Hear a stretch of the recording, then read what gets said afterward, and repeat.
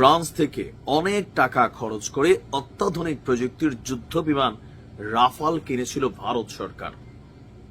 তথ্য বলছে প্রায় ২৬টি যুদ্ধ বিমানের দাম ছিল ৬৩,০০০ কোটি টাকা। ৬৩ কোটি না, ৬৩,০০০, বুঝতেই পারছেন। আর ওই রাফাল বিমান যখন পাকিস্তান চিরা রাইখা দিল পাকিস্তানের যুদ্ধ বিমান দিয়া, দেন ফ্রান্সের এই রাফাল বিমান ব্যবসায় কিন্তু ধস নামছে। প্রশ্ন আসছে যে এই রাফালকে ঠকলো কে বটাই দিল? যেই বিমানটা বটাই দিছে এটার নাম হচ্ছে J-10C, আর এটার নামটা হচ্ছে J-10C vigorous dragon fighter jet. আর মজার বিষয় হচ্ছে এই বিমানটা চীনের তৈরি। এই মুহূর্তে চীনের যুদ্ধ বিমানের বাজার, অস্ত্রের বাজার আবার চাঙ্গা। কেন? পাকিস্তানের এই এবং ভারতের যুদ্ধের মধ্যে পাকিস্তানের ব্যবহৃত যে যুদ্ধ বিমানগুলো অধিকাংশই চীনা, এবং পাকিস্তান চীনের যৌথভাবে কিছু উৎপাদন করা। তো সেই জায়গাতে রাফাল বিমান J-10C যখন এটারে বড়াইছে, তখন J-10Cর মার্কেট ভ্যালু বাইরে গেল। আচ্ছা দেখেন ঘটনা কি এই বিমান। আর সবচেয়ে সুখকর বিষয় হচ্ছে, আমিও মনে করি আমাদের এরকম 26টা না, আমাদের 260টা বিমান দরকার। টাকা লাগলে আমরা বিশ্বব্যাংক থেকে লোন নেবো, IMF থেকে লোন নেবো, প্রবাসীরা আমরা দেবো। সামরিকভাবে শক্তিশালী থাকতে হবে। আপনার পাকিস্তান ভারতের এই সংঘাতে আলোচনায় আসা J-10C vigorous dragon fighter jet কেনার সিদ্ধান্ত নিয়েছে বাংলাদেশ। আজকে আপনি বেশ কয়েকটা গণমাধ্যমে নিশ্চয়ই এই নিউজটা দেখছেন। তো আমরা একটু এই বিমানটার কি বলা হয়েছে জিনিসগুলো জানি, যেটা কি ভারতের আধুনিক ফাইটার জেটগুলোর মোকাবিলায় 2022 সালে পাকিস্তান এই অত্যাধুনিক ফাইটার জেটগুলো সংগ্রহ করে। আর আমরা যদি দেখি যে আপনার এই J-10C তৈরি করছে চীনের রাষ্ট্রায়ত্ত চ্যাংদু এয়ারক্রাফট কর্পোরেশন। এটি মাঝারি ওজনের একক ইঞ্জিন বিশিষ্ট মাল্টি রোল যুদ্ধ বিমান, যার কাজ মূলত আকাশে আধিপত্য প্রতিষ্ঠা করা। তবে এটি আকাশ থেকে ভূমিতে আঘাত হানার কাজেও দক্ষ, মানে মিসাইল টিসাইল ছোড়ার ক্ষেত্রে। দর্শক 2004 সালে প্রাথমিকভাবে J-10C চালু হলেও এটার প্রযুক্তি সংস্করণ সামরিক দিক থেকে আমেরিকার তৈরি F-16 এর মতো উন্নত যুদ্ধ বিমানের সাথেই তুলনাযোগ্য।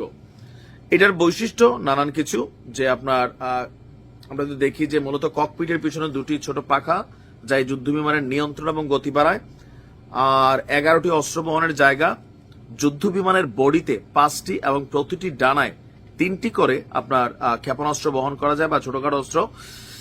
আর এখানে নানান ক্ষেপণাস্ত্র বহন করতে পারে, আকাশ থেকে আকাশে নিক্ষেপযোগ্য ক্ষেপণাস্ত্র, তারপর হচ্ছে রাশিয়ান ক্ষেপণাস্ত্র, অনেক কিছুই, মানে অল্পের মধ্যে বিশাল একটা অবস্থা। এছাড়া আকাশ থেকে ভূখণ্ডে হামলার 500 কেজির 6টি পর্যন্ত বোমা বা রকেট বহন করতে পারে। একই সাথে 10টি লক্ষ্য খোঁজে 4টিকে আক্রমণ করতে পারে অত্যাধুনিক এই যুদ্ধ বিমানটি 100 কিলোমিটার দূর থেকে, যার কারণে ভারতের যুদ্ধ বিমানগুলো ক্ষতিগ্রস্ত বেশি হয়েছে বোঝাই যাচ্ছে। এছাড়া ইলেকট্রনিক ওয়ারফেয়ার এবং লেজার গাইডেড প্রযুক্তি এটাতে ফাইটার জেটটিকে শত্রুদের যে রাডার, মানে আকাশ প্রতিরক্ষা সিস্টেম থেকে লুকাতে এবং লুকিয়ে নিখুঁত আঘাত হানতে সহযোগিতা করে। আর এইটার প্রাথমিক সংস্করণগুলোতে এখানে অনেক কিছু আমরা দেখছি। বিশাল এই যুদ্ধের ফিচার বইলে আসলে শেষ করা যাবে না। তবে আমরা যতটুকু দেখছি যে তো এই বিষয়টা কি পাকিস্তানের সাথে এই মুহূর্তে ভারতের যুদ্ধের পর এটার গুণাগুণ দেখে না। আপনাদের খেয়াল থাকার কথা, যখন আমাদের প্রধান উপদেষ্টা চীন সফরে গিয়েছিলেন, তখন আমরা শুনেছিলাম 10টি যুদ্ধ বিমান কিনছে চীন থেকে বাংলাদেশ। এ নিয়ে সেখানে নানান আলোচনা হয়েছে, সম্মত কোনো চুক্তি হয়েও গেছে। আর আমরা দেখলাম যে চীন থেকে এই 4.5 জেনারেশন যুদ্ধ বিমান J-10C সংগ্রহের ব্যাপারে আলোচনা আবারও চলছে। আর তুরস্ক থেকেও বাংলাদেশ আপনার বাইরাক্তার TB2 ড্রোন, যেটা অত্যাধুনিক প্রযুক্তির, এটাও আপনার ক্রয় করার জন্য নানান আলোচনা চলছে। এবং কি এগুলা যেই লেভেলে যারা ডিল করেন হয়তো ওখান থেকেই হবে। দরকার আছে আমাদের বর্তমানে সম্ভবত 212টা যুদ্ধ বিমান আছে, কিন্তু এগুলো খুব বেশি মান্ধাত্তা আমলের। লেটেস্ট মেশিন রাখতে হবে, তাই না? স্মার্ট বাংলাদেশ, মেশিন থাকবে স্মার্ট। আবার আমাদের কি বলে যে পাইলট থাকতে হবে। যুদ্ধ বিমান খালি কিনলে হবে না, এগুলোর জন্য দক্ষ পাইলট কতটা আছে, প্রয়োজনে বাংলাদেশের বাইরে থেকে ট্রেন করে আনতে হবে। তবে চুক্তি থাকতে হবে, ট্রেন হওয়ার পর আবার বিদেশের কোনো দেশে যে জয়েন করলে হবে না, বাংলাদেশে আসতে হবে ফিরা। কারণ এরকম হয় অনেক সময় ট্রেন ট্রেনে পাঠায় পরে জায়গা পাইগা বইগা। তো এই যেমন রাশিয়া ইউক্রেনের যুদ্ধ দেখেন, ইউক্রেনে অনেক অত্যাধুনিক প্রযুক্তির বিমান কিন্তু অনেকেই দিছে, কিন্তু পাইলট নাই, এটা ঠিক করার সাম নাই। হ্যাঁ, তো আমরা এগুলা কেনার আগে আমাদের ওই টেকনোলজি বা এগুলাকে যে সাপ্লাই করা বা ধরেন কানেক্টেড আর কি যা যা সেগুলো প্রস্তুত করতে হবে। আমিও মনে করি আমাদের সামরিক ভান্ডার অনেক উন্নত করতে হবে, অনেক। তাইলে আপনার কথায় কথায় কেউ ধমক টমক দেওয়া, ওই বুংবাং কথাবার্তা বলা, 2টা ড্রোন পাঠাইলে আমরা 4টে পাঠাই দেবো, সমস্যা কি? তো থাকতে হবে মেশিনারিজ। ভালো থাকুন, আসসালামু আলাইকুম।